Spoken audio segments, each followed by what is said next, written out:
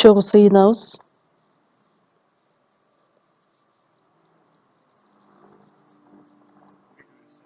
Бизди сүйгөн биздин ырайымдуу, ыйык асмандагы Кудай Ата. Биз Кудайдан алыстап, бул дүйнөнүн убаракерчилик жашоосу үчүн жашап жаткан учурда мыйзамсыз иштерибиздин негизинде душман катары Кудайдын каарына кала турган, соттоло турган адамдардан элек. Бирок өз ырайымыбыз менен бизди сүйүп, биз Кудайды таанып биле электе Ыйса Машаяк биз үчүн, биздин күнөөлөрүбүз үчүн айкаш жыгачка кадалып, биз үчүн төккөн ыйык каны аркылуу күнөөлөрүбүздү түбөлүккө кечирип, биздин эмгегибиз эмес, өз ырайымыбыз үчүн ыраазыбыз. Бизди өз балдарыңыз кылып, түбөлүктүү асман падышачылыгына бара турган даңктуу түбөлүктүү үмүт бергениңиз үчүн. Эми мындан аркы бул дүйнөдөгү жашообузда бир гана сизге таянып, асман падышачылыгына барган күнгө чейин дайыма бизди жетектеп, биз менен чогуу болуңуз. Бул саатта Ыйса Машаяктын ыйык каны аркылуу куткарылууга ээ болгон адамдардын баардыгы сиздин алыстыгыңызга чогулуп, сөз үйрөнүүгө, баарлашууда бир болууга чогулдук. Бул саатта дагы биз менен экениңизге ишенебиз.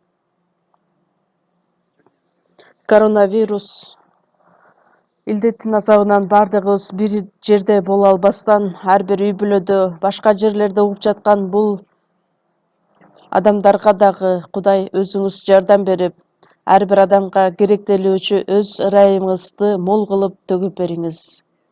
Биздин мамлекеттеги жыйындар, дүйнөнүн ар бир бурчунда жайгашкан биздин жыйындарды кыйынчылыктарга карабастан жакшы кабар үчүн кызмат өтөп жаткан баардык бир туугандарга чогуу болуп, ыйык колуңуз менен, керемет күчүңүз менен аларды жетектеп, сиздин жакшы кабарыңызды көптөгөн адамдарга кайраттуулук менен жеткирип, бизди үндөңүз. Кимде ким ооруп жаткан болсо, алсыз болуп жаткан адамдар болсо, ар бир адам сизге таянуу менен бир дагы адам сизден алыстабасын. Ар бир убакта бизге керектелүүчү өз ырайымыңызды, өз сөзүңүздү уруксаат берип, биз бара турган жолду ачык кылып көрсөтүп бергениңиз үчүн бул саатта дагы биз менен чогуу болуп, сиздин ыйык жеткилең эркиңизди билгенге жардам бериңиз. Ыйса Машаяктын ысымы менен сыйындык. Амин. Даңктоо группасы даярдаган ырды чогуу угалы.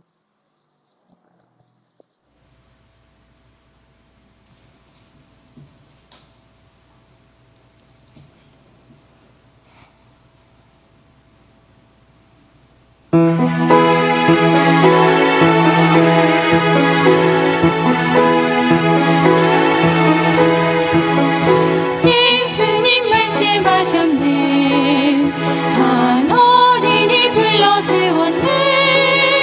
저 하나님 나라는 아이처럼 자기 낮추는 자의 것이라.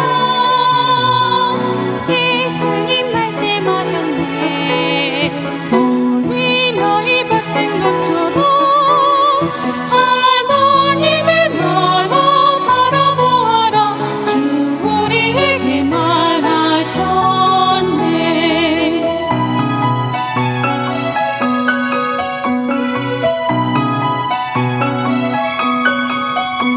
제자들 서로 다투네. 한데 모여 제자랑하네. 주 하나님 그 앞에 세우시고 나는 이런 자 사랑하노라. 예수님 말씀하셨네. 걱정 근심 모두 버리고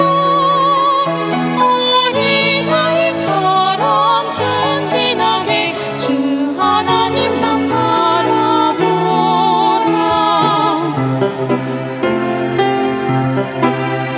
높이 날래 푸르른 저 들판에 다 함께 뛰어놀아요.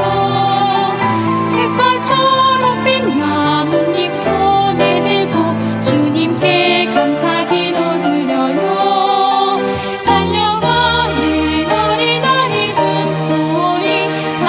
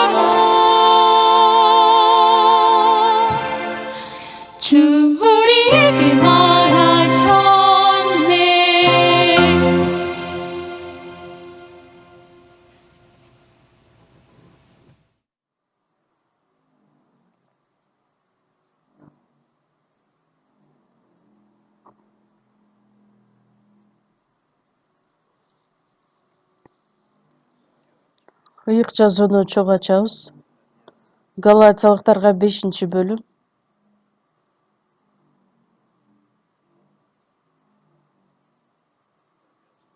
Галатиялыктарга 5-бөлүм.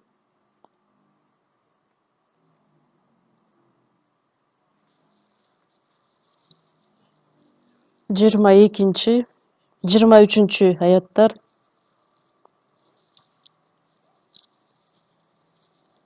Галатиялыктарга 5-бөлүм 22-23 мен окуп берейин. Рухтун жемиши болсо болар: сүйүү, кубаныч, тынчтык, чыдамдуулук, ак көңүлдүк, боорукердик, ишенимдүүлүк, момундук, өзүн өзү токтото билүү. Буларга каршы мыйзам жок. Ушуга чейин окуйбуз.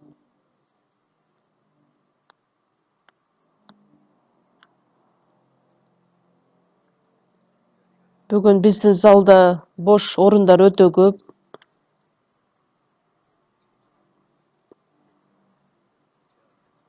Чогулууга чектөөлөрдү киргизгендиктенби же башка себептер мененби мен билбейм, бирок колдон келе турган болсо баардыгыңыздар келе берсеңиздер болот.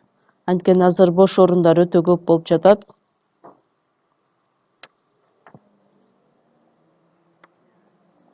Жекшембе күндөрү биз сиздер менен чогуу рухка толгула деген сөз тема алдында көптөгөн сөздөрдү үйрөнүп жатабыз. Алардын ичинен куткарылган адамдын татыктуу, нормалдуу жашоосу, куткарылууга ээ болгонубуздагы Кудайдын ырайымы менен, мындан аркы руханий жашообуздагы бир гана Кудайдын ырайымы жана ыйык рухтун жетеги менен болгондуктан, ошондуктан рухка толгула деген Кудайдын буйругу болуп саналат. Рухка толуу бул эмнени билдирет? Биздин ичибизде Кудайдын сүйүүсү, Кудайдын ырайымы менен, Кудайдын күчү менен толтурулган күндө гана Кудайга байланып, Кудайдын күчүнө таянуу менен жашай алабыз. Куткарылууга ээ болгон күндөн тарта, Кудайдын ырайымына, чындыгына ээ болгон күндөн тарта күн сайын бизди жаңылантып, ар дайым бизди жетектеп келет. Ошондуктан биздин ички адамыбыз күн сайын өзгөрүлөт, күн сайын жеткилең боло алат. Биздин ички адамыбыз дагы күн сайын жаңыланган сайын биздин мурунку адаттарыбыз же болбосо мурунку жашообуздан акырындан арыла алабыз. Галатиялыктар 5-бөлүм 24 аятта Машаяк Ыйсага тиешелүү болгондор деп айтылат. Ыйса Машаяктын кишилери, адамдары деп айтсак да болот. Өздөрүнүн күнөөкөр табиятын кумардануулары жана күнөөлүү каалоолор менен бирге айкаш-чыгачка кадашкан. Айкаш-чыгачта бир гана биздин күнөөлөрүбүздү, мыйзамсыз иштерибизди алып кетпестен, биздин ичибиздеги болгон мурунку күнөөкөр жашообуздагы кылган иштерибиз же болбосо күнөөкөр табиятыбызды, дененин каалоосун, күнөөкөр табиятын бардыгын айкаш-чыгачка бирге кадап койгонбуз. Анын бардыгы бир эле жолу кадалып калса жакшы болмок, бирок акырындык менен, ыйык рухтун жетеги менен күнөөкөр табияттын жана күнөөлүү каалоолордун касиеттеринен акырындык менен арыла турган бизде күч пайда болот. Кудайдын жетеги менен, Кудайдын рухунун жардамы менен, күчү аркылуу. Ошол себептер менен рухка толгон адамдын жашоосунда сөз түрдө өзгөрүүлөр болот. Ыйык рухтун жетеги менен жашаган адамдын жашоосу айырмаланат. Ошол Кудай биздин каалаган Кудайдын эрки болуп саналат.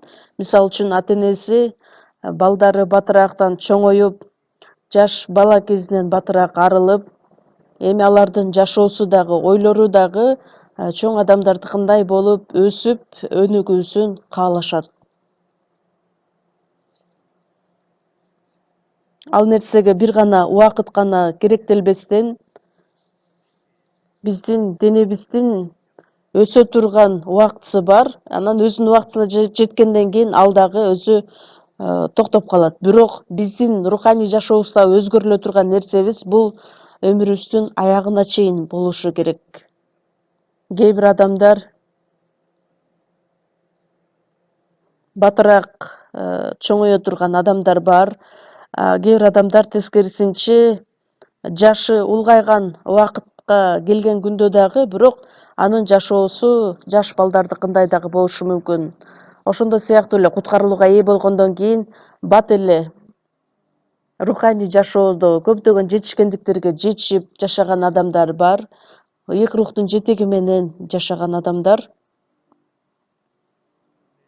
Бирок убакыт көп өткөнүнө карабастан мурунку күнөөкөр табиятынан дагы да кутула албастан акырындык менен күрөшкөн адамдар дагы бар. Өзүнүн денеси менен күрөшкөн адамдар. Ал үчүн ал өтө кыйналган нерсе болуп саналат. Эгерде ыйык рухтун жетеги менен жашай турган болсок, анда Кудай өзү дайыма бизге күчүн берет, дайыма сүйүнүч менен, ыракат менен жашай тургандай кылып. Ыйык рухтун жетеги менен, Кудайдын сөзү менен жашаган адамдар Кудайдын убадасына ээ болушат. Жыйынтыгында Кудайга ыраазычылык билдирүү менен, сүйүнүү менен жашай алат. Ал эми Кудайдын рухунун жетеги менен жашай албаган адамдар күн сайын бул дүйнө менен өзүнүн денеси менен күрөшөт дагы, дүрбөлөңгө түшүп, ар кандай кыйынчылыктарга чалдыгышы мүмкүн. Ошондуктан ыйык жазууда жазылгандай рухка толо турган болсок, анда куткарылган адамдардын татыктуу жашоосу менен жашап, бул жерге айтылгандай рухтун жемишин алып келе алабыз. Жакшы дарак жакшы жемиштерди алып келет. Жакшы эмес дарак жакшы жемиштерди алып келе албайт. Биз куткарылган адамдар жакшы дарактардай сыяктуудай эле денебиздин күнөөкөр табиятын аткаруу менен эмес, Кудайдын каалоосу боюнча, Кудайдын сөзү боюнча жашашыбыз керек болот. Нормалдуу куткарылган адамдын жашоосу, ыйык рухтун жетеги менен жашоосу, ыйык рухтун жемиши 9 нерсе боюнча айтылат. Бирөөсүн аткарбай эле койсо болот деген эмес. 9 жемиштин бардыгын байлаганга аракет кылышыбыз керекпиз. Рухтун жемиши боюнча мен сиздерге айтып келе жатам. Сүйүнүү, кубаныч, тынчтык, чыдамдуулук, ак көңүлдүккө чейин айтканбыз. Бүгүн 6 жемиш болгон боорукердик. Анан ишенимдүүлүк, момундук, өзүн өзү токтото билүү 9 жемиш болуп саналат. Боорукердүүлүк 5 болуп айтылган. Ак көңүлдүк менен мааниси жагынан байланыш. 106 Забур 1-аятты карап көрө турган болсок, Кудай жакшы, анткени анын ырайымы түбөлүктүү деп айтылат. Кудай өзү жакшы, ал боорукер Кудай. Кудай ак көңүл, ошондуктан анын ырайымы түбөлүктүү.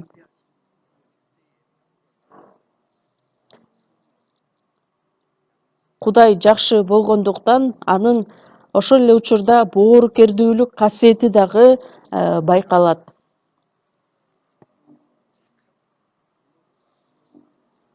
Боорукердүүлүк бул жакшы же болбосо адил деген мааниси да бар. Англисче goodness деп айтылат. Башталыш 1-бөлүмдү карай турган болсок, Кудай жарыкты жаратып, жарыктын жакшы экенин көрдүк. Ошол жакшы экенин көрдү деген сөздү англисче котормосунда it was goodness деп жазылат. Кудайдын көз карашында жакшы экенин көрдүк. Жакшы, адил нерсе бул өтө жакшы. жаман нерсе, жалган нерсе менен байланышы жок. Ошондуктан Кудайдын жараткан нерселердин бардыгы жакшы кылып жараткан. Кудай өзү жараткан нерсенин бардыгын көрүп, жакшы экенин көргөн. Жакшы, адил экенин көргөн. Кудайдын ырайымына ээ болгон адамдардын бардыгы рухка толгон учурда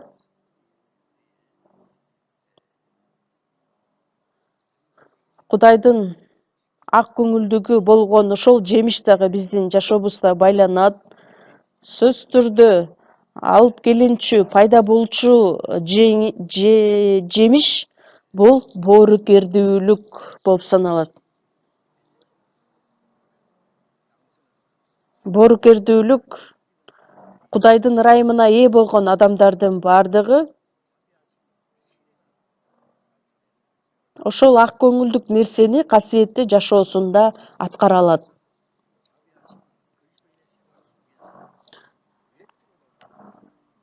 Ак көңүлдүк куткарылган адамдардын жашоосунда сөзсүз түрдө аткарылышы керек, байкалышы керек. Анткени ал жакшы нерсе.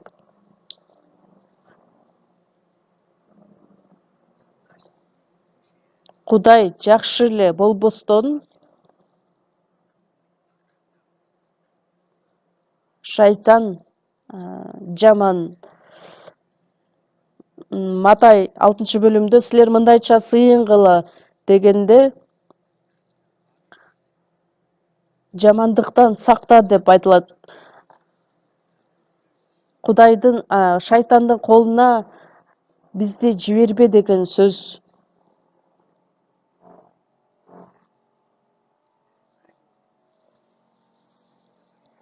Экинчи Тессалоникалыктар 2-бөлүмдө карап көрө турган болсок, 9-аятта антихрист, болбосо жалган машаякты жалган деп айтылат. Шайтан жаман, жалган нерселерди жасагандыгы үчүн анын кол алдында жашаган адамдар дагы ошол жаман ишке, жалган ишке байланып жашашат. Машаякка карама каршы турган антихрист, болбосо антихрист деп айтылат. Анын күчү жалган нерселер, жалган белгилер менен коштолгон. 1-Жакан китеби 5-бөлүм 19-аятты карай турган болсок, биз эмнени билебиз?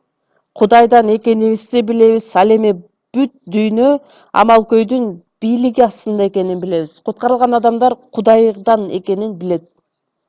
Кудайдын жетектөөсүнө, Кудайдын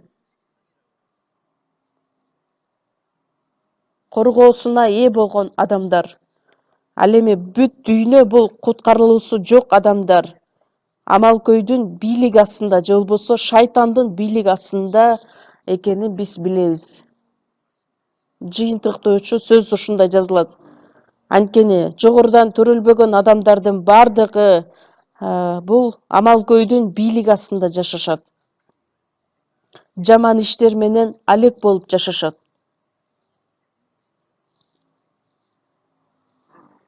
Эфестиктерге 2-бөлүм 1-аяттан 3-аятка чейин карап көрө турган болсок, силер кылмыштарыңардын жана күнөөлөрүңөрдүн азабынан өлгөн силерди Кудай тирилтти. Күнөөгө баткан адамдардын бардыгын биз жаныбыз өлгөн учурда силер дагы бул дүйнөнүн адаты боюнча шайтан бийлик кылып турган төрөнүн астында жашаган учурларыңарда абада бийлик кылып жаткан төрөнүн Кудайга баш ийбеген адамдарда азыркы учурда дагы аракеттенип жаткан рухтун каалоосу боюнча жашачусуңар. Азыр дагы дененин каалоорун аткарып,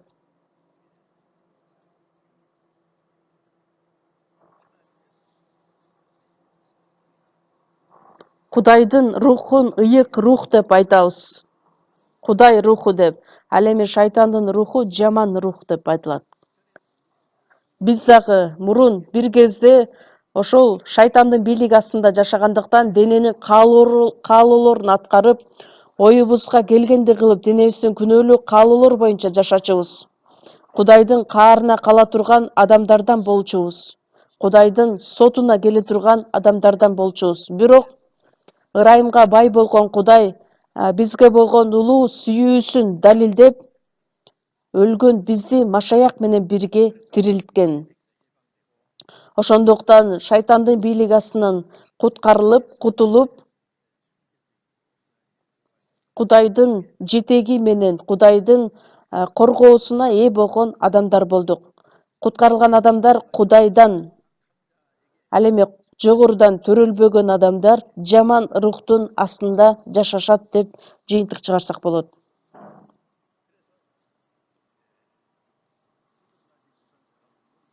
Жогорудан төрөлбөгөн адамдар бул күнөөдө төрөлүп, күнөөнүн табияты боюнча жашаган адамдар албетте шайтандын кол алдында жашашат. Бузулган нерселерди, ыплас нерселердин баардыгы адамдардын жүрөгүнө салат дагы, дененин каалоосун аткарып жашай тургандай кылып жетектейт. Анын жыйынтыгы эмне менен бүтөт? Дененин жемиштерин алып келет. Ошондуктан рухтун жемишин айтканга чейин Галатиялыктар 5-бөлүм 19-аяттан 21-аятты карап көрө турган болсок, чогуу окуйлу. Галатиялыктар 5-бөлүм 19-тан 21-ге чейин. Күнөөкөр табияттын иштери болсо белгилүү. Алар ойноштук кылуу, нике бузуу, ыпластык, адепсиздик, бутка табынуу, сыйкырчылык кылуу, касташуу, чыр-чатак, көрө албастык, ачуулануу, уруш-талаш, келишпестик, жалган окутуу, жек көрүү, киши өлтүрүү, аракештик, шапар тебүү жана башка ушул сыяктуулар. Силерге мурда эскерткенимдей эле дагы да эскертемин. Мындай кылуучулар Кудайдын падышачылыгын мурасташпайт.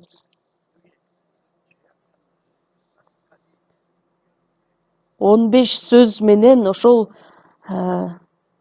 мындай кылуучулар буга тиешелүү мындан дагы сырткары күнөөлөр өтө көп. Мындай кылуучулар Кудайдын падышачылыгын мурасташпайт. Асман падышачылыгына бара алышпайт. Анда эмне болот? Түбөлүктүү тозокко барып өз жазасын алышат. Ачык айкын кылып, түшүндүрмөлөп бизге жазып жатат.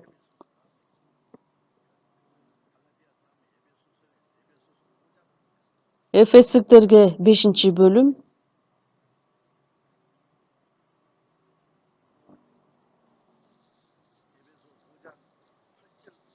8-9 аяттар. Эми силер мурун караңгы болсоңор, азыр жарыктын балдарысыңар.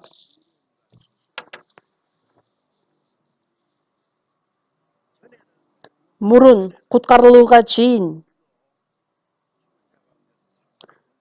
биз дагы өлгөн адамдар болуп, караңгы элеңер. Караңгынын карама каршы сөзү жарык. Анткени жарыктын алдында жашагандыктан Ыйса Машаяктын ырайымы менен эми силер жарык болдуңар. Жарыктын балдары катары жашагыла. Кудай өзү жарык болгондуктан, ошол жарыкты бизге бергендиктен, биз жарык болдук да жарыктын балдары катары жашагыла. Анткени жарыктын жемиши боорукердик, адилдик, чындык. Жарыктын жемиши боорукердик.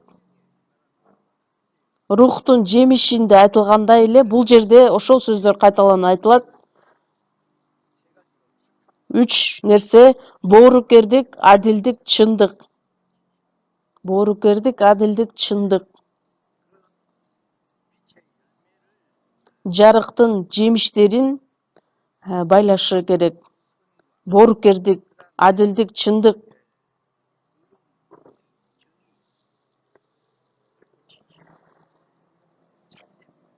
Чындык бул ушул үч нерсени, үч жемишти сөзсүз түрдө алып келишибиз керекпиз. Михей 6-бөлүм 8-аятта: О адам, эмне жакшы экенин, Теңир сенден эмнени талап кылып жатканын сага айтылган сөздөр аркылуу көрсөтүлгөн. Куткарылган адамдарга айтылган сөз: эмне жакшы экенин Кудай сага көрсөткөн.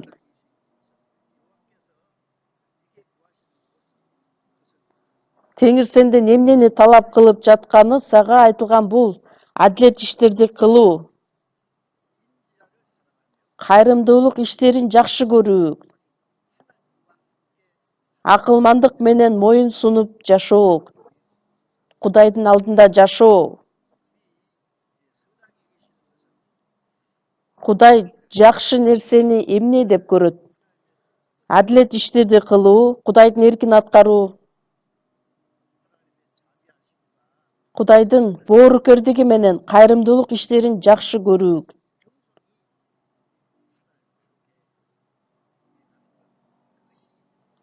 Акылмандык менен моюн сунуп жашоо.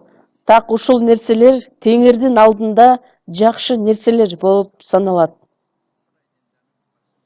Бизге дагы кайрылып ошол нерсени айтат.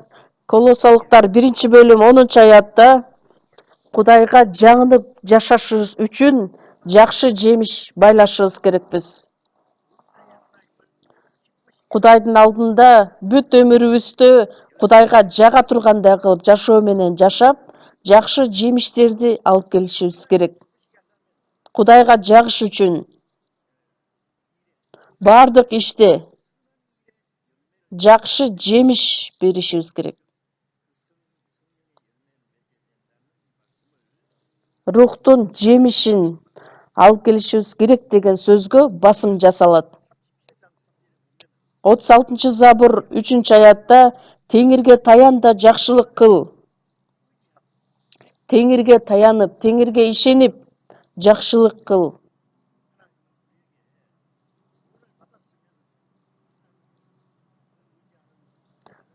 Куткарылууга ээ болгон болсок, Кудайга таянуу менен жакшы иштерди кылышыбыз керек болот. Бул Кудайдын буйругу болуп саналат.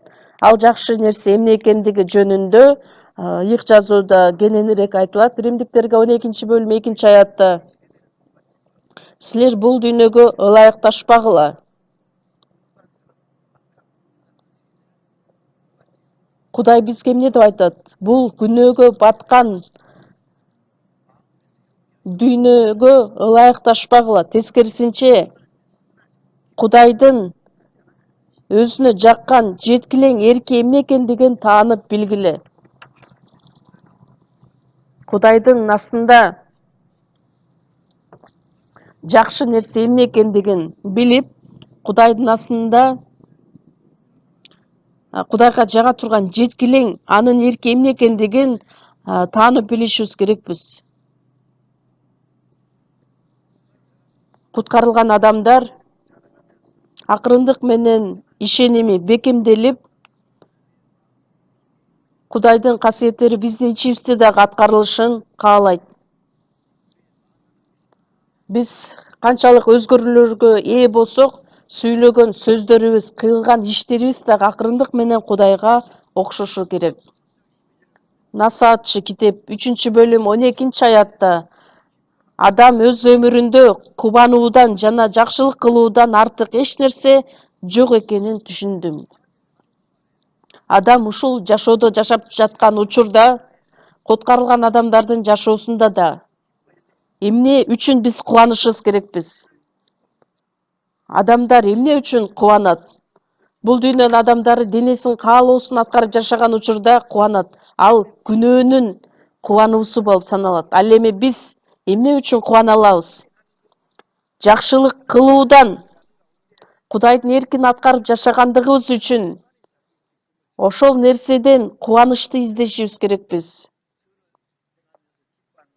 Жакшылык кылуудан артык эч нерсе жок экенин мен түшүндүм. Сулайман ушундай жыйынтык чыгарат. Бул албетте сөзсүз түрдө аткарылчу нерсе. Биз дагы эми Кудай биз менен чогуу болгондуктан, Кудайдын бизге берген куткарылуусу менен сүйүнүп, кубанып, эми бизди сүйгөн атабыз үчүн жакшылык иштерди кылуу менен анын эркин аткарып жашашыбыз керек болот. Ошол биздин жашообуздун негизги максаты болуп саналат. Римдиктер 12-бөлүм 17-аятта жамандыкка жамандык менен жооп бербегиле. Тескерисинче жакшылык кылууга аракеттенгиле. Бул дүйнөнүн адамдары жаман иш кыла турган болсо, андан да жаман иш кылганга аракет кылат. Алдашат, алданып да калышат, ошол жашоодо жашашат. Ал эми биз ошол жашоодон айырмаланган, бөлүнгөн адамдарбыз. Жамандыкка жамандык менен жооп бербегиле.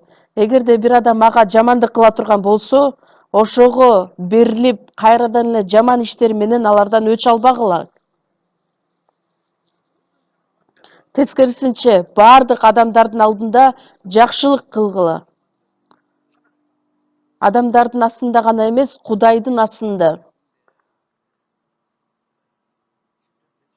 115-забур. 115-забурда эмне деп айтылат? Кудай бизди өлүмдөн өмүргө өткөрдү.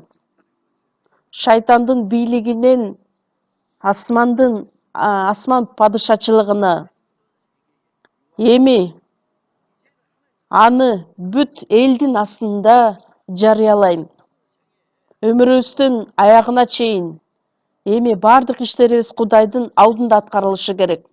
Адамдардын астында эмес, Кудайдын астында мен жакшы жашоо менен жашашым керек.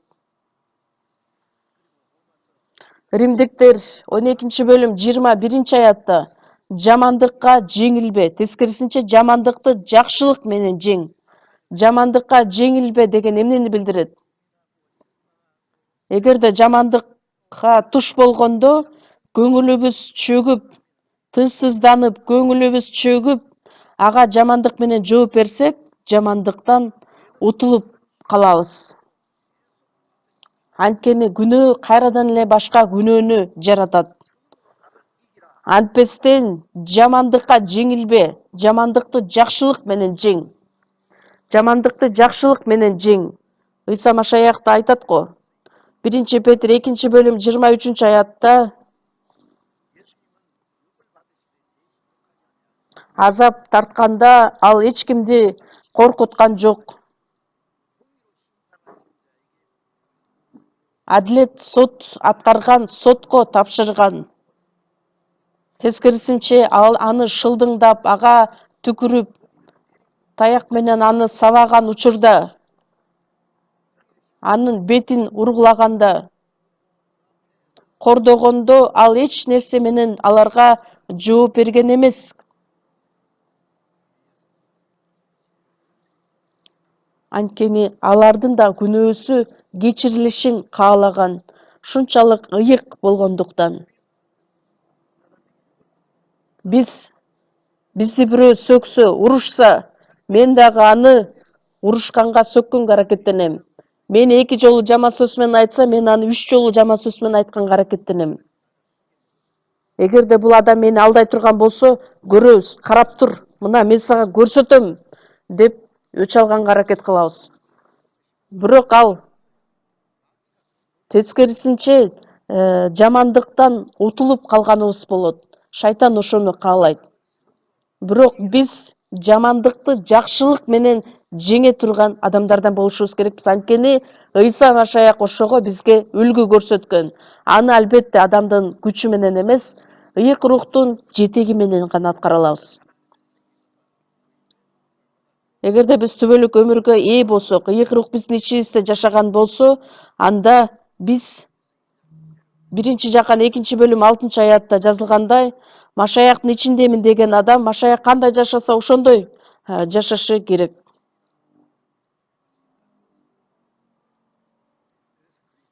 Ошол себептер менен биз Ыйса Машаякка ылайыкташып, окшошуп жашашыбыз керек болот. Римдиктер 15-бөлүмдө жакындарыбызга жакканды ойлойлу. Ал үчүн жакшы болуусун, ишениминин өсүүсүн көздөйлү. Жакындарыбызга жаккандай бололу. Жакшы иштерди кылганга аракеттенелик. Машаякчынын жашоосу эмне экендигин билишибиз керекпиз. Жакыныбыз менден сырткары башка адамдардын бардыгы. Бул куткарылган адамдар дагы болушу мүмкүн. Аларга жага тургандай кылып жашашыбыз керекпиз. Андан сырткары куткарылууга ээ боло элек адамдарга дагы. Өзүбүз үчүн эмес, аларга жага тургандай кылып ойлошубуз керекпиз. Ыйса Машаякка окшоп. Эмне үчүн? Анткени биз Машаякчы экенибизди далилдешибиз керек. Биз Кудайдын балдары экенибиз жөнүндө. Куткарылган адамдар дүйнөнүн адамдарынан башка экендигин далилдеш үчүн. Галатиялыктар 6-бөлүмдө 9-10 аяттарда жакшылык кылган учурда кейибегиле. Анткени алсырап калбасак, өзүр учунда жыйнап алабыз. Жакшылык кылып жатып, мага пайдасын алып келбесе, адамдар аны байкабаса, билбесе, мен эч ким байкабайт экен деп кейип калабыз. Мен сөзсүз эле ушундай кылышым керекпи?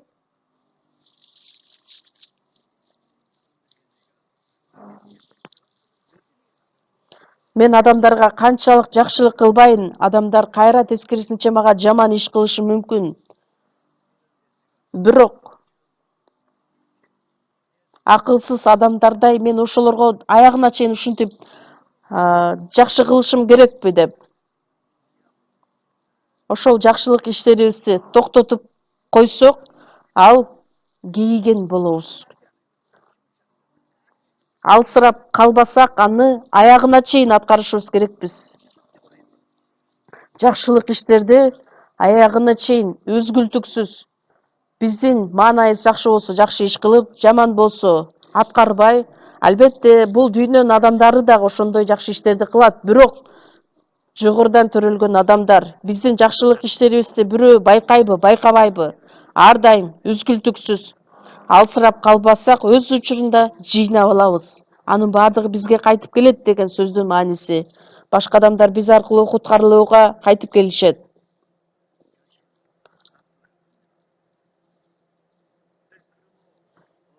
Ошондуктан убакыт барда баардыгына өзгөчө ишенимибиз бирлерге жакшылык кылалы. Убакыт барда, мүмкүнчүлүк барда. Биздин айлана чөйрөбүздө жашаган адамдарга, мисалы үчүн бир туугандардын ичинен кыйналып жаткан адамдарга, руханий жактан кыйналып жаткан болсо, руханий жактан жардам берип, материалдык жактан бир нерсеге муктаж болсо, ал нерсеге жардам берип, убакыт барда баардыгына, айрыкча ишенимибиз бирлерге жакшылык кылалы. Бул дүйнөдө жардамга муктаж адамдар өтө көп. Аларга дагы жардам бергибиз келет, бирок ага биздин күчүбүз жетпейт. Анткени машаякчылар биринчиден кимге жардам бериши керек? Жандарын куткарып алыш үчүн адашкан адамдарга. Андан сырткары куткарылган адамдардын ичинен руханий жактан жашоосунда же болбосо материалдык жактан жардамга муктаж болгон адамдарга. Сырттан келгендерге мисалы үчүн камкорчу керек го. Биз ошол камкорчу адамдардын ролун аткарышыбыз керекпиз. Алыс адамдарга күч берип. Ошондуктан ишенемибиз бирлерге, жогорудан төрөлгөн адамдарга жакшылык кылалы деп айтылат. Жакшылык иштерди кылышыбыз керекпиз. Жөн эле. Бул дүйнөдө 3 түрлүү адамдар бар деп айтышат. Жөргөмүшкө окшогон адамдар. Жөргөмүштөр жөргөмүш чийип жатып, жели кармап калса, аны жеп салат. Бирөөлөрдү алдап, жалган сөз айтып, ошондой жашоо менен жашаган адамдар бар.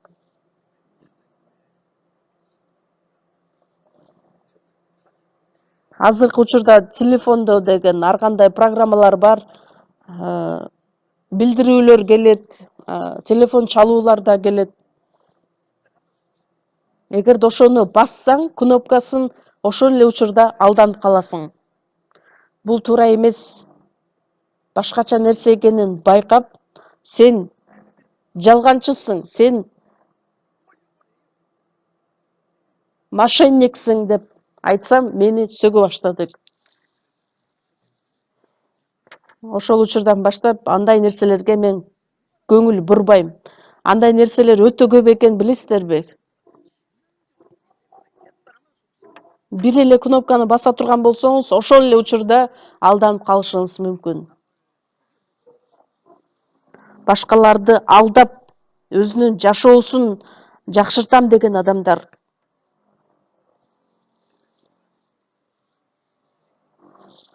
Азыр өтө оңой жолдору бар.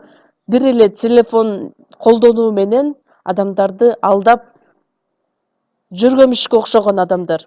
Андан кийинки кумурскага окшогон адамдар бар. Кумурскалар өзүнүн эмгеги менен тамагын табат дагы, ошону жейт, өзүн багат. Башка адамдарга зыян да келтирбейт, жамандык да кылбайт. Кумурскага окшогон адам. Андан кийинки үчүнчүсү арыга окшогон адамдар. Арылар билесиздерби, канчалык эмгектенишет, ушунчалык таалыкпастан. Мен өзүм багып көргөм, ошондуктан билем. Балдарды чогултат дагы, андан кийин аселди балды адамдарга алып келет.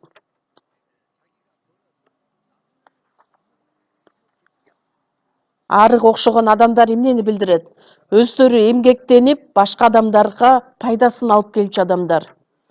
3 адамдардын ичинен биз кайсынысына жакын болушубуз керекпиз? Мен өзүм эмгектенип, арыга окшоп, башкаларга пайдамды алып келе турган адам болушум керек. 1 Тиметей 6-бөлүм 18-19 аяттарды карасак, өтө маанилүү сөздөр жазылат. Жөн эле сөз менен айтпастан, келиңиздер чогуу ачып карайлы. 1 Тиметейге 6-бөлүм 18-19 аяттар. 18-19 аяттар.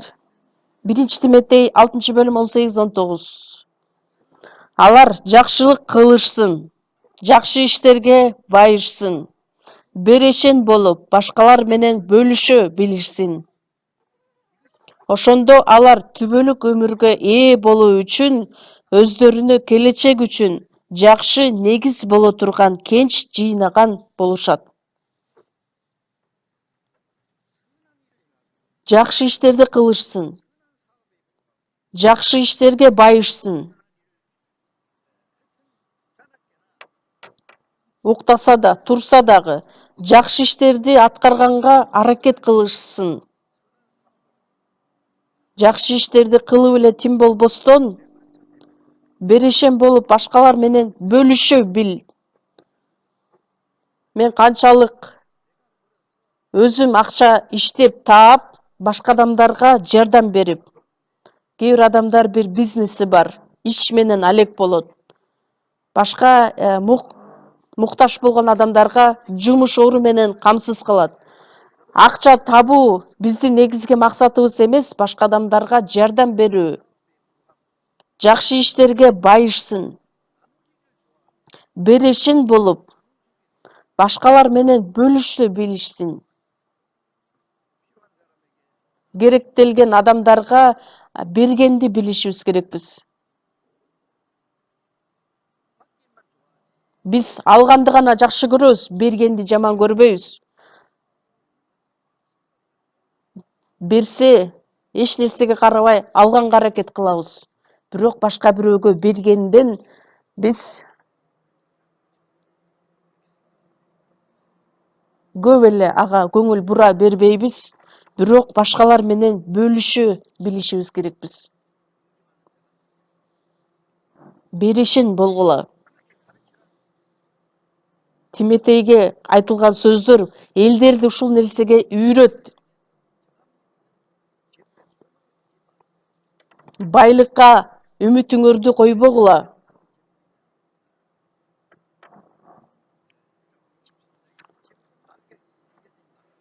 Накыл сөздөр 23 бөлүмдө эмне деп айтылат? Ошол байлык дагы өзүнө канат жасап, бүркүт сыяктуу асманга учуп кетет.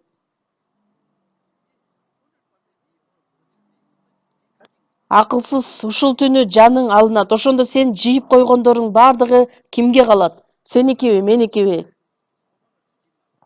Анткени ошол байлыкка, жок болуп кетчү байлыкка үмүтүңөрдү байлабагыла.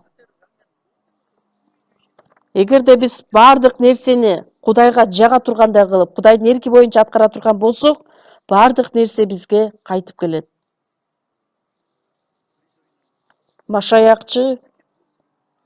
Машаякчылар бир чоң иштерди аткаруу максаты эмес, ошол иштерди кандайча туура аткаруу. Максатыбызды кайсыл жерге коюшубуз керекпиз? Ошол маанилүүрөөк болуп саналат. Жакшы иштерди кылып, жакшы иштерге байышсын, беришин болгула, башкалар менен бөлүшкөндү билгиле. Муктаж адамдарды көрө турган болсок, аларга бергенди билишибиз керекпиз.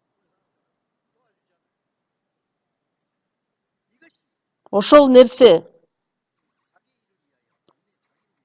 өзүнүн келечек жашоосу үчүн аткарылат.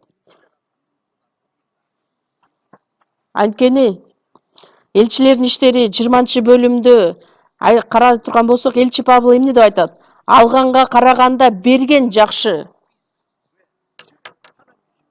Эгерде бергенди билген болсо, антке ошол адамга Кудай өзү берет.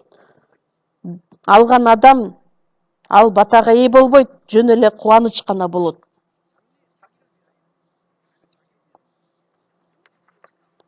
Түбөлүк өмүргө ээ болуу үчүн, келечек үчүн жакшы негиз боло турган кенч жыйнаган болушат. Анткени бардык нерсени Кудай өзү толуктап бергендиктен, келечекте Кудай өзү бардыгын бизге кайтарып берет. Жакшы иштерди көбүрөөк кыла турган болсок, өзүбүз үчүн гана эмес, бүт урпактарыбызга чейин батага ээ боло алышат. Бир туугандардын ээ болгон, мисалы үчүн, байлыгы. Ал байлыкты дагы бизге Кудай берген. Кудай бизге тапшырган байлык. Эми ошол байлык менен жакшы иштерди аткарганга аракет кылышыбыз керек. Бирок ошол байлыкты өзү үчүн, өзүнүн кызыкчылыгы үчүн гана аны барктабастан жашай турган болсо, анда ал туура эмес колдонгон болот дагы, Кудайдын астында ашкерелөөгө ээ болот. Менин нерсем каякта? Анткени менин өмүрүм дагы, менин жашоом дагы, менин ден соолугум дагы, бардык нерсем Ыйса Машаяктын ыйык каны аркылуу кун төлөп куткарып алгандыгы үчүн, бардыгы Кудайга таандык болгондуктан, Кудайдын эркине жараша жашашым керек. Албетте акча табуу бул өтө маанилүү. Уурулук кылып жүргөн болсо, мындан ары уурулук кылбасын. Тескерисинче эмгектенип, муктаж болгон адамга өз колу менен пайдалуу нерсени жасасын деп Эфестиктерге 4-бөлүмдө жазылат.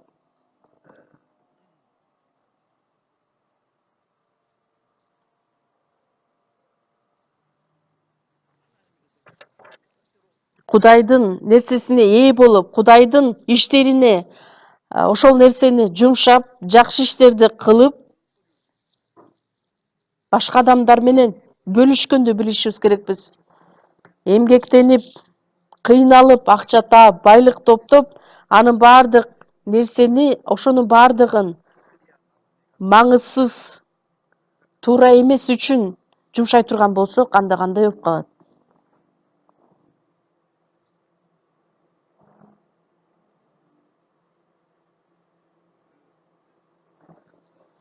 Биринчи Корунттуктарга 10-бөлүм 33-аятта элчи Павыл Корунттагы бир туугандарга кайрылып эмне деген сөздөрдү айтат? Мага окшоп, өз пайдамды эмес, башкалардын пайдасын көздөп, алар куткарылып калышы үчүн баардык жагынан жагууга аракеттенем. Башка адамдар куткарылып калсын деп. Элчи Павыл ошондой жашоого ар дайым аракеттенген. Биздин колубузда болгон нерсенин баардыгы, убакыттагы, ден соолуктагы, айлана чөйрөдагы, байлыктагы баардыгы Кудайдан келген нерсе болгондуктан, ошол нерсенин баардыгын туура нерсе үчүн жумшаганды билишибиз керекпиз. Анткени руханий жашоо менен жашап жатып, ал нерсеге кайдыгер карай албайбыз. Аз нерседе ишенимдүү адам көп нерседе ишенимдүү боло алат. Аз нерседе ишенимсиз болсо, көп нерседе да ишенимсиз болот. Ошондуктан аз нерседен баштайлы. Накыл сөздөр 3-бөлүм. Жакшылык кылууга мүмкүнчүлүгүң бар болуп турганда, муктаж болгон адамга жакшылык кылуудан баш тартпа. Эгерде жакшылык кылууга сенин күчүң дагы, мүмкүнчүлүгүң да бар болуп турган болсо, анда сөз түрдө жакшылык кылуудан баш тартпа. Македония жыйындары өздөрүнүн жакырчылыгына карабастан, Иерусалимдеги муктаж болгон адамдарга колдон келишинче бүт жардамын көрсөткөн. Материалдык жардамды бергенге чейин өздөрүн биринчиден арнашкан. Анткени өтө беришен элек. Ошол сөздөрдү үйрөнүп жатып, алар аябай жакшы кылышыптыр деп мактап койбостон, мен дагы аз бир нерседе ишенимдүү болгонго аракет кылып, жакшылык иштерди кылганга аракет кылышым керек.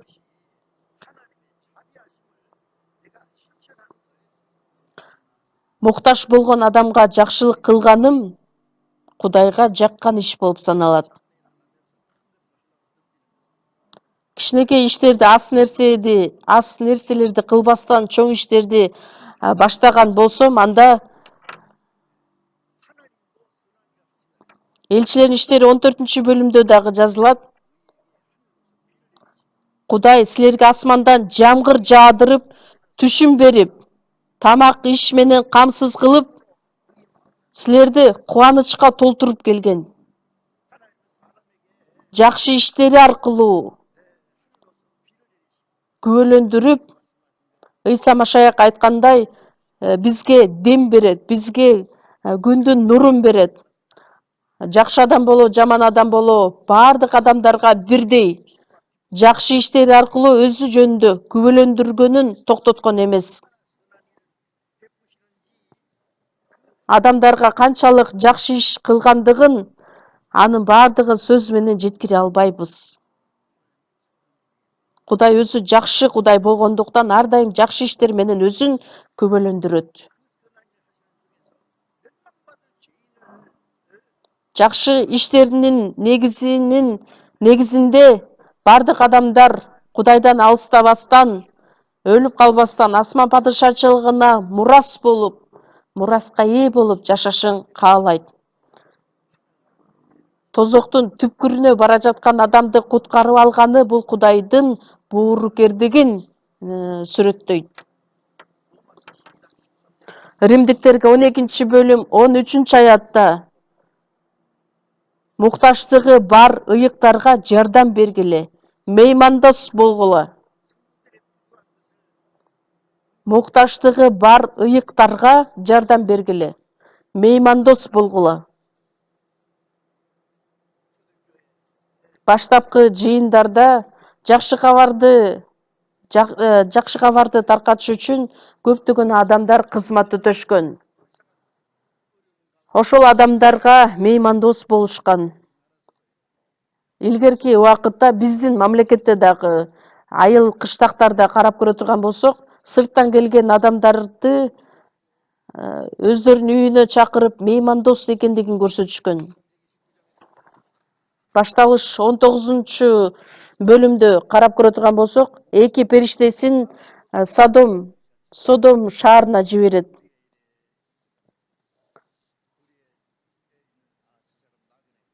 Көчөдө аларды байкаса болот эле, булар сырттан келген адамдар экен.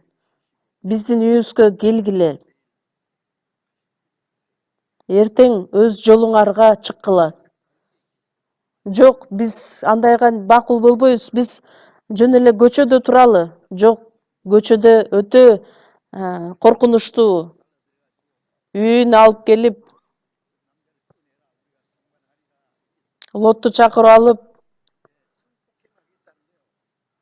үйүңө келген кишилерди бизге чыгарып бер, биз аларга жакындайбыз. Зордук зомбулукка алына тургандыгын билгендиктен Лот айтат, жок, андай болбойт, андай нерсеге жол бербешибиз керек.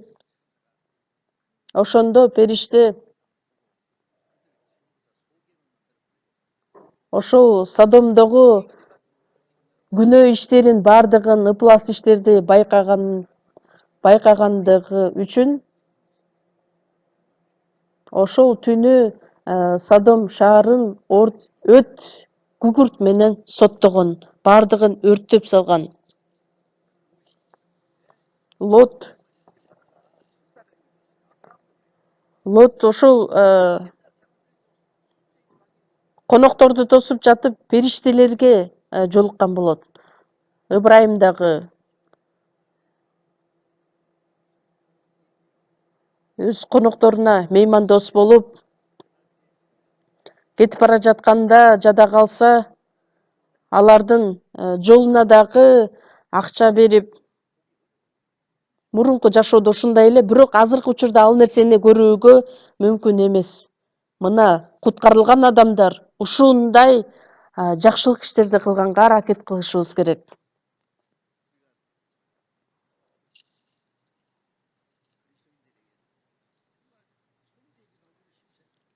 Биринчиден, меймандос болууга аракет кылгыла.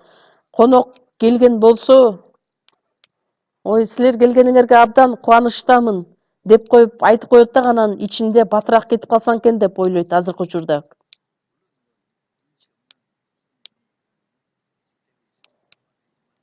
Албетте, коноктор дагы кечке отуруп албастан, жогорудан төрөлгөн куткарылган адамдар болсо, меймандос болууга аракеттенгиле деп айтылган сөздөй,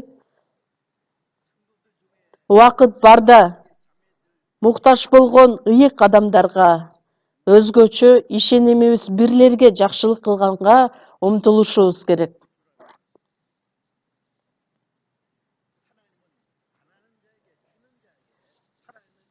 Жакыр адамдарга биз эгерде бере турган болсок, беришен боло турган болсок, ошол адамга Кудай мындан да ашык кылып берет. Лука 6 бөлүм 38 аятта бергиле. Ошондо силерге да берилет. Кудай өзү берет бизге. Канчалык деңгээлге чейин берет. Ченем менен ченеп, ыкшап, бастырып, ашыра толтуруп берет.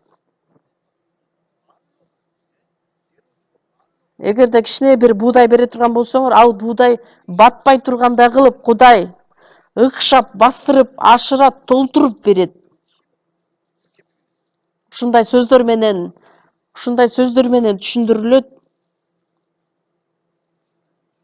Кудай өзү бергендиктен, эгерде ошол нерсеге ишенген болсо, ошол айтылган сөзгө, Кудайдын убадасына ишенген болсо, ага берилет. Кудайдын сөзүнө, убадасына ишенбей туруп, кантип Кудайдан бир нерсени сурасын?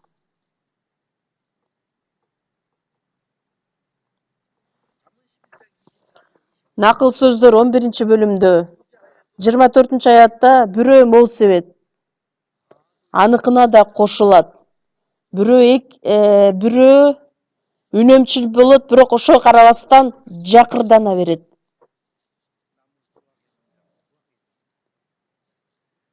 Бирөө мол себет, аныкына дагы кошулат. Эгерде бирөө үнөмчүл,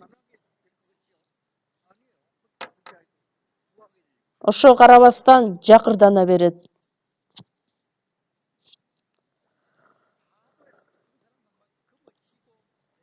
Кайрымдуу жана ток болот. Кайрымдуу жан ток болот. Эмне үчүн? Анткени ошол бергенди каалабаган адамдардын чөнтөгүнө Кудай тешикти жаратып коет даган, анан акчасын баардыгы, байлыгынын баардыгы түшүп асманга учуп кетет.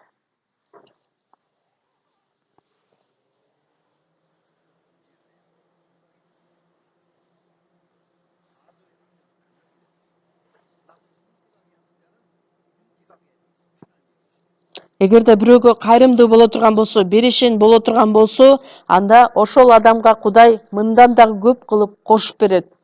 Бул өтө таң калыштуу, өтө керемет сөздөр. Эгерде бул сөздү туура түшүнө турган болсок, бул нерсеге ишене турган болсок,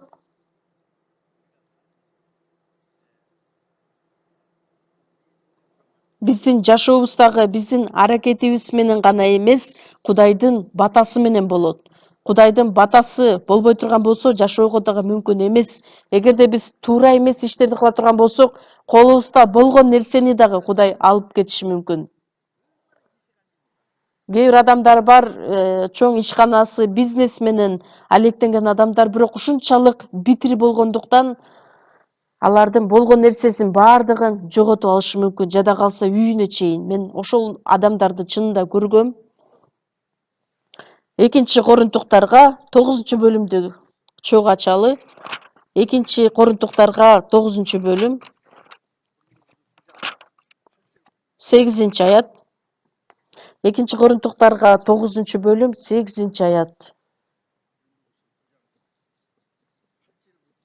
8-аяттан баштап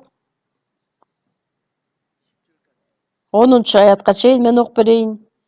2-Корунтуктар 9-бөлүм 8-тен 10-го чейин. Ар дайым бардык нерсеңер жетиштүү болуп, жакшы иштерге бай болушуңар үчүн силерди ар кандай жакшы нерселерге байытууга Кудайдын кудурети жетет. Ыйык жазууда жакырларга марттык менен таратып берди. Анын адилеттиги түбөлүк болот деп жазылган. Үрөн себүүчүгө үрөн, жегенге нан берген Кудай сепкен үрөнүңөрдүн түшүмүн да мол кылып, адилеттиңердин жемишин арттырат.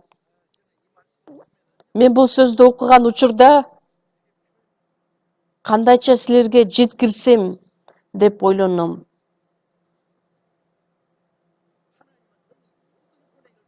Кудай бардык нерсеңер жетиштүү болушун каалайт. Жакшы иштерге бай болушуңарды каалайт. Бул руханий жашообуз жөнүндө гана айтылбайт, биздин денебизге керектелүүчү нерсенин бардыгын камтыйт.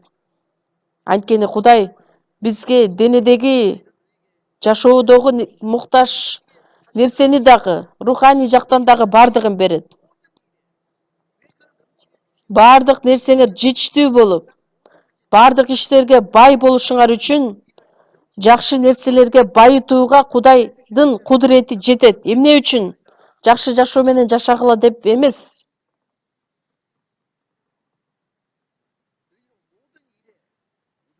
Бардык иштериңерде дайыма жетише тургандай болуп, бардык иштерди, жакшы иштерди аткарышыбыз үчүн эмне керектелет? Албетте Кудайдын батасы.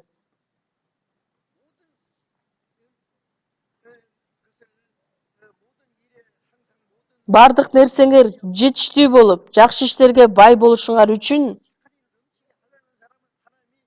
Кудай ошол адамдарды байытууга анын кудурети жетет. Жакшы иштерди кыла турган болсок, дагы аткара турган дагы Кудай күч берет. 4 жолу бул аяттардын ичинде кайталанып айтылат. Бардык нерседе жетише тургандагы. Эгерде биз жакшы иштерге бай боло турган болсок, бардык нерседе. Анткени Кудай бизге берүүчү Кудай. Бизге руханий жашообузга керектелүүчү нерсени гана бербестен, денедеги жашообузга керектелүүчү нерсенин бардыгын Кудай берет. Мисалы үчүн бир адамдарга Кудай акчаны тапшырат убактылуу, эгерде ошол акчаны туура пайдаланганды билген адамга Кудай дагы да бере берет. Кээ бир адамдар өзү үчүн гана, өзүнүн кызыкчылыгы үчүн дагы битирленип колдоно турган болсо, ал адамга Кудай дагы бир нерсе бере албайт. Жада калса берген нерсесин да тартып алышы мүмкүн. Же Кудай бербей коебу? Албетте Кудай бизди сынаш үчүн. Элчи Павыл өзүнүн Кудайдан алган ырайымы ушунчалык көп болгондуктан, 3-чү асманга чейин көтөрүлүп, Кудайдын ырайымына ээ болгон.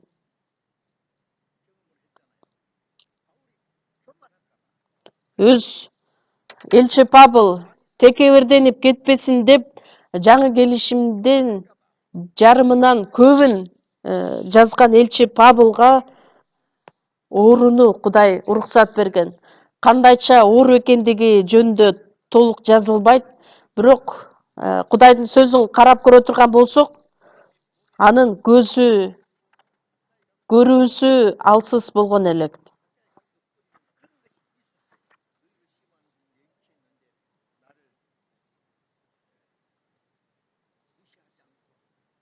Мени силер четке какпастан мени дайыма кабыл алдыңар деп Галатиялыктарга айтылат. Эгерде мүмкүн болсо, ошондо силерге мага көзүңөрдү оюп берүүгө да даяр элеңер.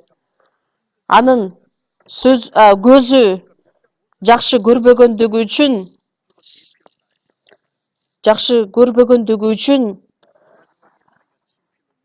ыйык жазууну, китепти жазган учурда башка адамдар жазып, анан эң акыркы сөздөрдү өзү жазган элек.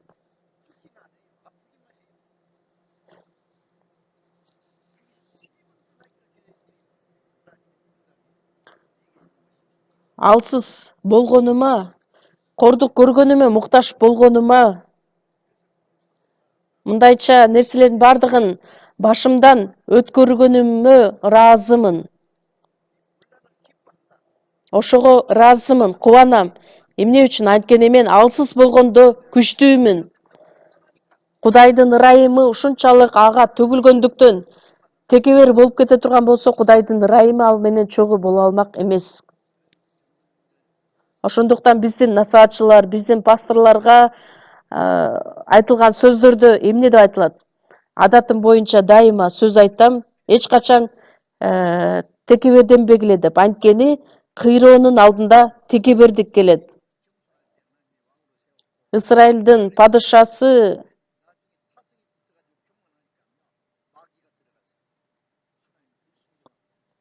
Шемуэл Кудайдын астында текебердик текеберленип кеткендиги үчүн ал Дөөт падышаны өлтүргүсү келгенге чейин жеткен.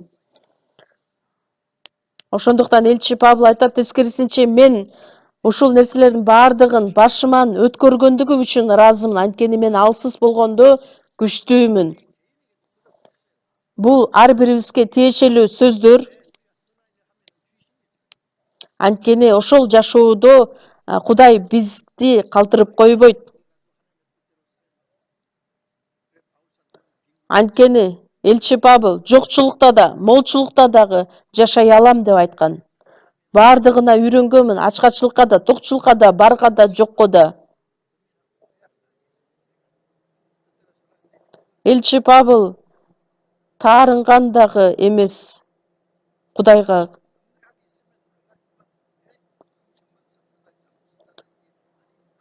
Эгер ошол нерсенин бардыгы жетиштүү болсо, ошол нерсени туура пайдаланып, бактылуу болуп өткөрө алган.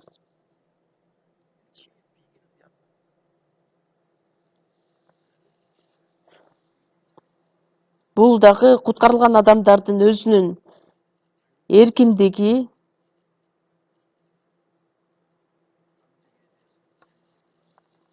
сезимдерибизден, же болбосо байлыгыбыздан кандайдыр бир сыноолор келе турган болсо,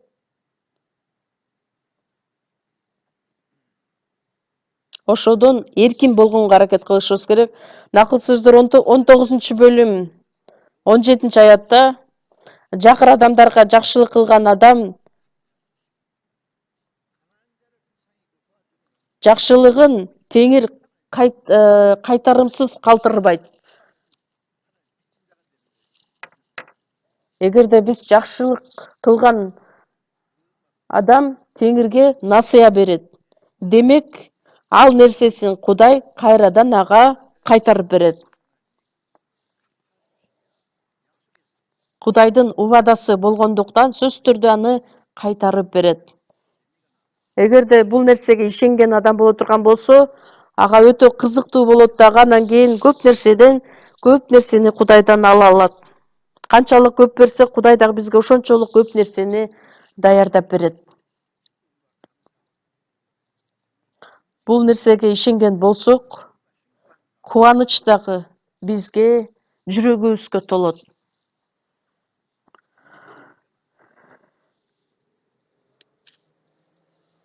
Адамдар бул нерсеге ишене албагандыгы үчүн мындай нерсени баштарынан өткөрүп келген эмес. Еврейлерге 6-бөлүм 10-аятта Кудай силердин эмгегиңерди жана ыйыктарга көрсөткөн сүйүүңөрдү, аларга кылган жакшы иштериңерди унутпайт. Силердин иштериңер, эмгегиңер Кудайдын ысымы үчүн көрсөткөн, ыйыктарга көрсөткөн сүйүүңөрдү, азыр да кызмат кылып жаткан кызматыңарды унутпайт. Бардыгына кайтарып берет. Биз жакшылык кылган ишибиз дагы Кудайдын ырайымына ээ болгонубуз болот.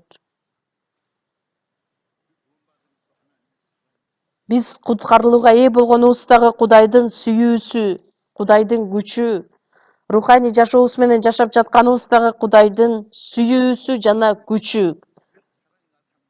Кудай бар жерде сөзсүз түрдө сүйүү бар. Сүйүү болсо сөзсүз түрдө Кудайдын күчү болот.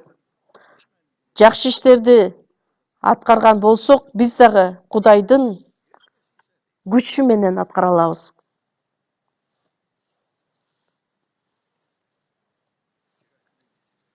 Мисалы үчүн мындай нерсени мен ойлоп көрдүм. Мисалы үчүн автоунааларга бензин куйганда гана алар ордунан жүрөт. Ушул канистрдин үстүнө мен колумду коюп сыйынып кое турган болсом, ал бензинге улам толой берсе, албетте бул өтө керемет нерсе болмок, бирок чынында Кудай өзү бензин куйбаса дагы ошол өз ыкмаларын ачып берет. Эгерде мен Кудайдын эрки менен жашай турган болсом, керектелүүчү бензин сатып ала турган акчаны дагы Кудай өзү берет. Анткени биз Кудайдын астында канчалык жакшы иш кылган болсок, ошончолук жакшылыктардын бардыгы бизге кайтып келет. Еврейлерге 10-бөлүм 24-аятта бири-бириңерге көңүл бөлгүлө, бири-бириңерди сүйүүгө, жакшы иштерге үндөйлүк. Бири-бириңерди карап көргүлөчү азыр. Артыңарды карап көргүлөчү. Руханий жашооңордо дагы, материалдык жашооңордо дагы бири-бириңерге көңүл бөлгүлө. Кандай нерсеге муктаж болсо ошол нерсе менен жардам бергиле. Бири-бирибизди сүйүүгө жана жакшы иштерге үндөйлү. Оозубуз менен эле бири-бирибизди сүйөлү деп чакырбастан, жакшы иштерге үндөйлү. Андан кийинки улантылып сөздөр айтылат. Ыйса Машаяк бул дүйнөгө келип калганын, келе турганын аз калганын билгендиктен бири-бирибизге дагы сергек болууну чакыралы. Бир туугандар үчүн өзүбүздүн байлыгыбызды дагы, жүрөктөрүбүздү дагы, жада калса менин өз жанымды, жашоомду дагы арнаганга даяр болушум керек. Мына ошол боорукердик деген рухтун жемиши. Эмне үчүн?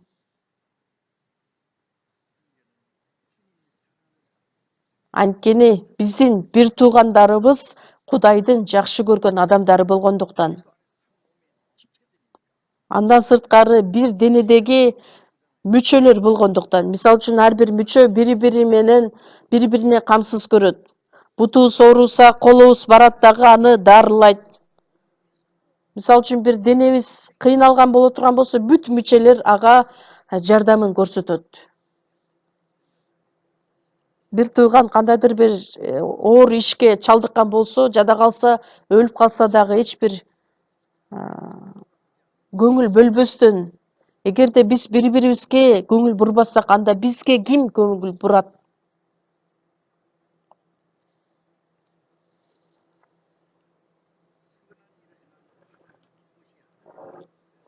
Жакшы иштерди кылуу менен Кудайга жага алабыз. Ошол Кудайдын бизди куткарып алганынын максаты болуп саналат. Анткени жакшы иштер үчүн Кудай ушунчалык кубанат. Титке 2-бөлүм 14-аятта Машаяк биз үчүн өзүн берген. Эмне үчүн?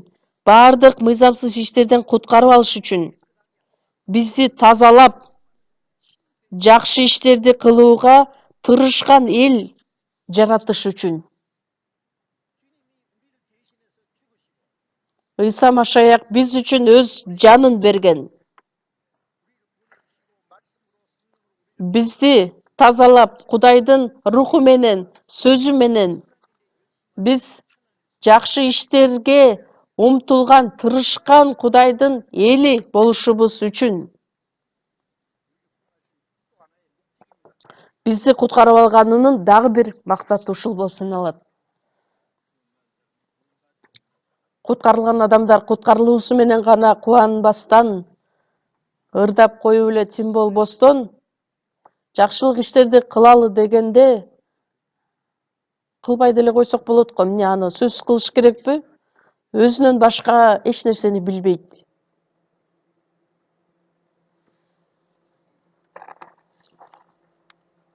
Өзүн гана ойлогон адам анда эч качан кубаныч дагы болбойт. Эмне үчүн? Анткени Кудай ал үчүн кубанбайт. Кудайга жакпайт. Кубаныч болбосо анда кайгы болот.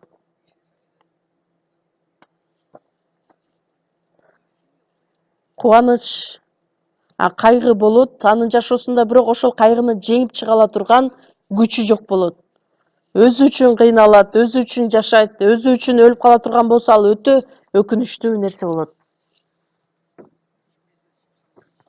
Еврейлерге 13-бөлүм 16-аятта бири-бириңерге жардам берүүнү унутпагыла, кайрымдуулук иштерин кылууну унутпагыла. Анткени мындай курмандыктар Кудайга жагат. Кудайга жага турган курмандыктар деп айтылат. Еврейлерге 13-бөлүм 21-аятта жакшы ишке жөндөмдүү кылат. Өзүнө жага турганды жаратып, силерди ар кандай жакшы ишке жөндөмдүү кылат. Кудай биз ошол жакшы иштерди кыла тургандагы бизге өз жардамын берет. Сөз аркылуу бизди жеткилең кылат. Кудайдын эркин аткарыш үчүн, Кудайга жага турган иштерди аткарышыбыз үчүн,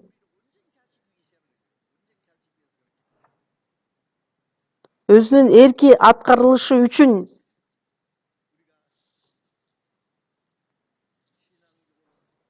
руханий жакта биз өнүгүп өсө турган болсок, сөзсүз түрдө Ыйса Машаяк аркылуу биздин ичибизде ошол нерселерди жаратат.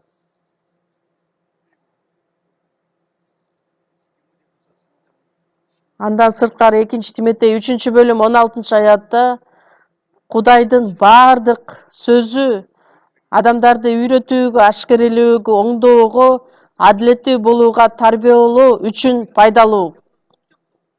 Кудайдын сөзүн үйрөнгөнүбүздүн максаты дагы ошондо. Туура үйрөнүшүбүз үчүн, Кудайдын жеткилең адамы болушубуз үчүн, бардык жакшы ишке даяр болушубуз үчүн. Ыйык жазууну эмне үчүн изилдейбиз, эмне үчүн үйрөнөбүз? Кудайдын жеткилең адамдары болушубуз үчүн, жакшы иштерге даяр болушубуз үчүн. Кудайдын сөзүн канчалык үйрөнгөн болсок, ошончолук жакшы иштерди аткарганга даяр болушубуз керек.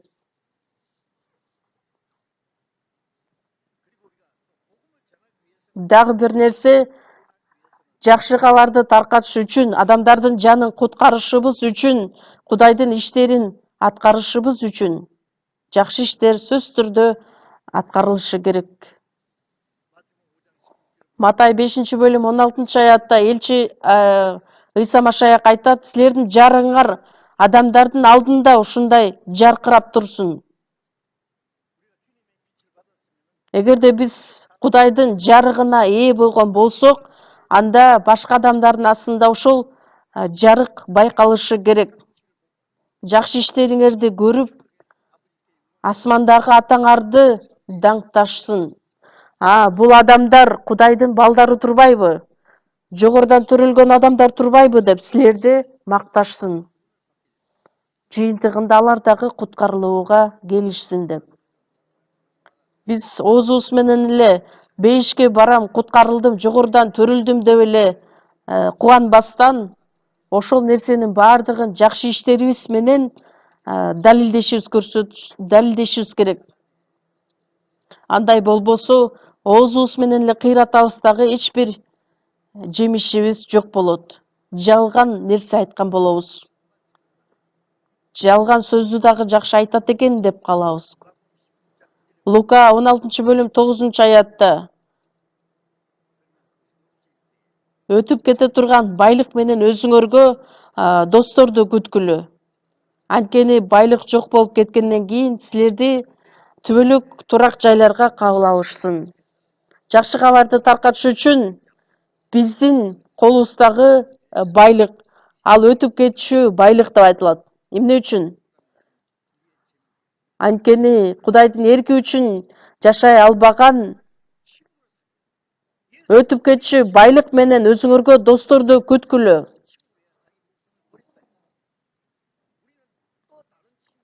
Биз башка асман падышачылыгына барчу досторду күтүшүбүз керекпиз. Ал достор менен достошуш үчүн бул өтүп кетчү байлыкты туура колдонгонду билишибиз керек. Накыл сөздөр 19-бөлүм 6-аятта белек берген адамга баары дос болот. Оозубуз менен эле, сөзүбүз менен эле эмес, бир адамга жакшы кабар таркатыш үчүн мен өзүмдүн убактымды, байлыгымды бардыгын арнаганга даяр болушум керек. Ошондуктан өтүп кетчү байлык менен досторду күткүлөт. Ошондо менин досторум Кудайдын астында келет. Мындайча бир тууган жок боло турган болсо, анда мен кандайча түбөлүк өмүргө ээ болмок элем деп Кудайдын астында кубанышат. Ушундай кылып жатасыздарбы? Эгерде андай кылбасаңыздар, азыркы учурдан баштап ошол жолго барсаңыздар болот. Элчилер иштери 10-бөлүм 38-аятта Назареттик Ыйсаны ыйык рухка, күчкө толтуруп, шайтандын бийлиги астында жашагандардын бардыгын айыктырганын билесиңер. Назареттик Ыйсага Кудай рух жана күч берген. Жакшы иштерди жасап, шайтандын бийлиги астындагыларды айыктырыш үчүн. Бардык адамдарды айыктырган, бул куткарылууну билдирет. Шайтандын кол алдында жашаган адамдарды куткарыш үчүн.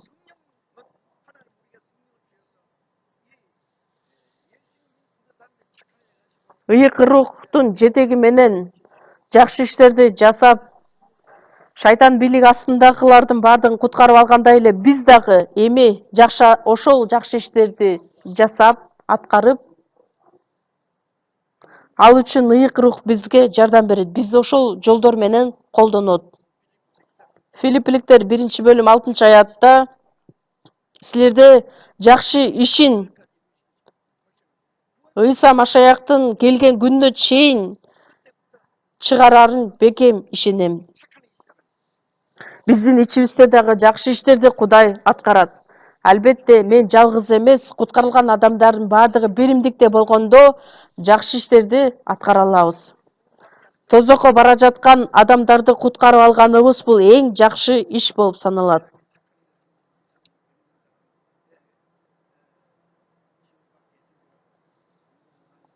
Бул дүйнөдөгү адамдарга дагы, окууга бара албаган адамдарга окуусуна жардам бере алабыз. Ооруган адамдарга айыгып калсын деп жардам бере алабыз.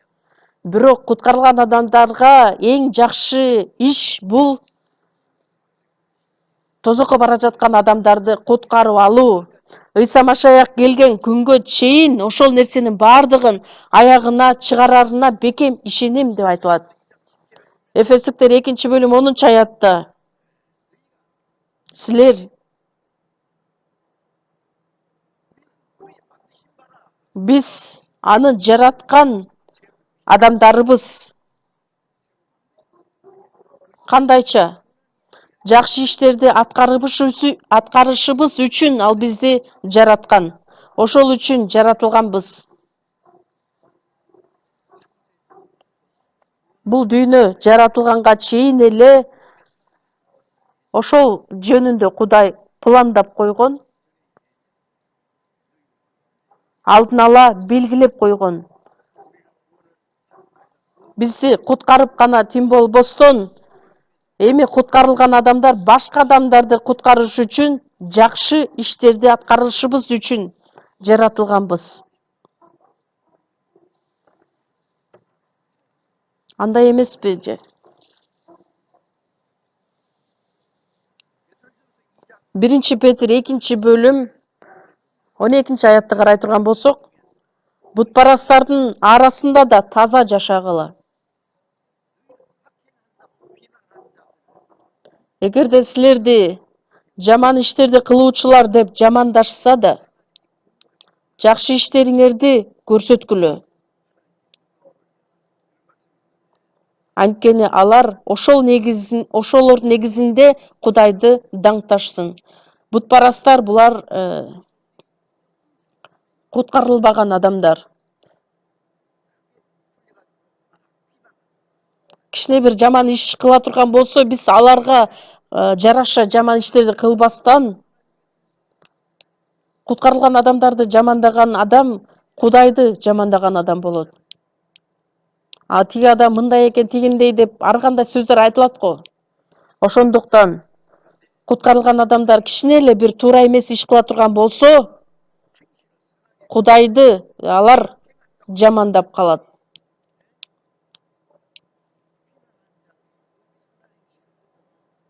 Силерге жаман кылган адамдар дагы жакшы иштериңерди көрүп, Кудай өздөрүнө келген күнү аны даңташсын.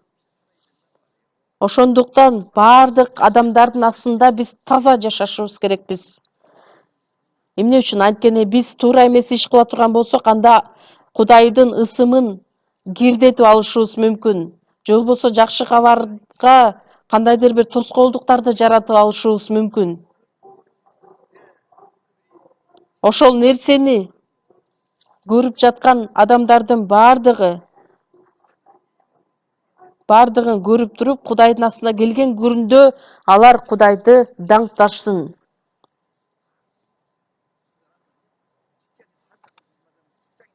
Кээ бир адамдар, мисалы үчүн, бир жумушта иштеген адам куткарылган болсо, ошол жумуштагы бардык адамдар куткарылууга келет. Же болбосо бир адам бир үй бүлөдөн куткарылууга ээ болгон болсо, бүт үй бүлөсү, бүт туугандары Кудайга кайтып келет. Эмне үчүн? Анткени ал адамдын өзгөрүлгөн жашоосун көрүп. Дагы бир нерсе, куткарылган адамдар, машаякчылар, ар бирибиз өзүбүздүн иштерибизге жараша Кудайдын астына сот тактысы алдына келишибиз керекпиз. Жамандык жана жакшылык кылган иштерине жараша. 2-Корунтуктар 5-бөлүм 10 аятта денеде жашап жүргөндө кылган жаман же жакшы иштерибизге жараша тиешебизди алуу үчүн Кудайдын сот тактысынын алдында келебиз. Ыйык рухтун жетеги менен жашадыкпы, же болбосо дененин каалоосун аткарып жашадыкпы, Кудайдын эркин аткарып жашадыкпы, же болбосо өзүбүз каалагандай жашадыкпы. Кудайдын сөзүнө тил алчаак болуп жашаган жашоо жакшы иш, жакшы жашоо, андан четтеген жаман жашоо. Ошого жараша тиешесин алыш үчүн Кудайдын сот тактысынын алдына келет. Жакып 4-бөлүм 17 аятта жакшылык кылуу керек экендигин билип туруп, бирок жакшылык кылбаса, анда ал күнөө кылган болот. Жакшылык кылыш керек экендигин билип туруп кылбаса, ал күнөө кылган болот. Римдиктерге 2-бөлүм 10-аятта жакшылык кылган ар бир адам ал урмат сыйга, тынчтыкка бөлөнөт.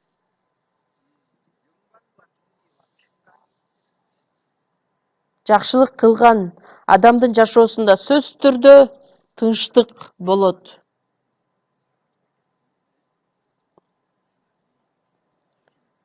Кудай сөзсүз түрдө алар үчүн даярдаган өзүнүн тынчтыгы, даңктыгы бул гана жашоодо эмес, кийинки жашоодо дагы.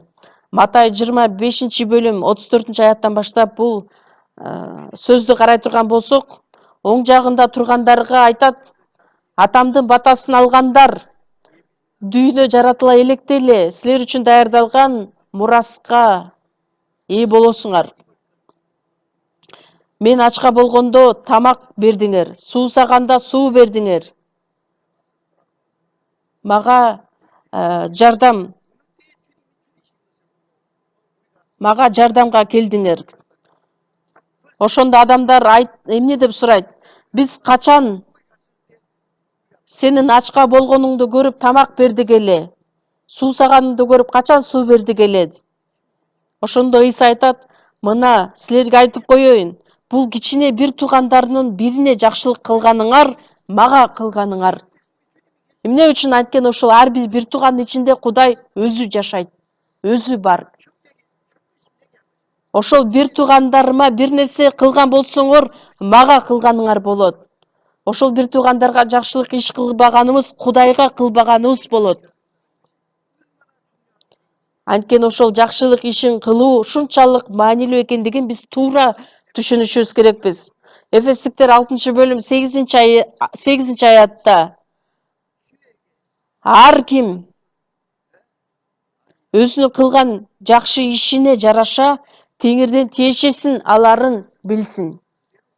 Кандай жакшы иш кылган болсо, сөзсүз түрдө Кудай ага тиешесин берет. Бул жашоодо дагы, кийинки жашоодо дагы ошол нерсени унутпашыбыз керек.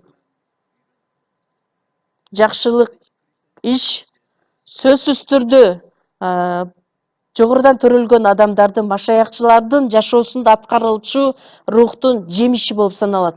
Кичинекей иштен баштап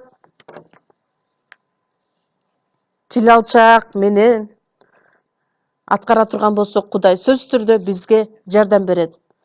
Анткени жакшылык кылган адамдарга Кудай сөз түрдө бардык нерсени толуктап берет дагы рухтун жемишин аткарган болобуз, чогуу сыйынабыз. Биздин боорукер Кудай Ата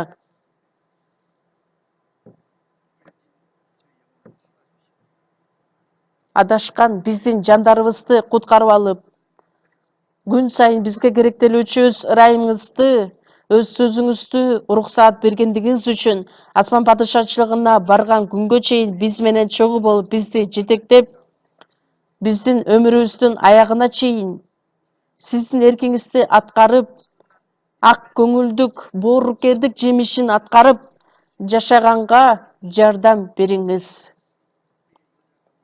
Биз өтө алсызбыз. Биз сизге гана таянабыз. Сиздин жардамыңызга, ырайыңызга муктажбыз.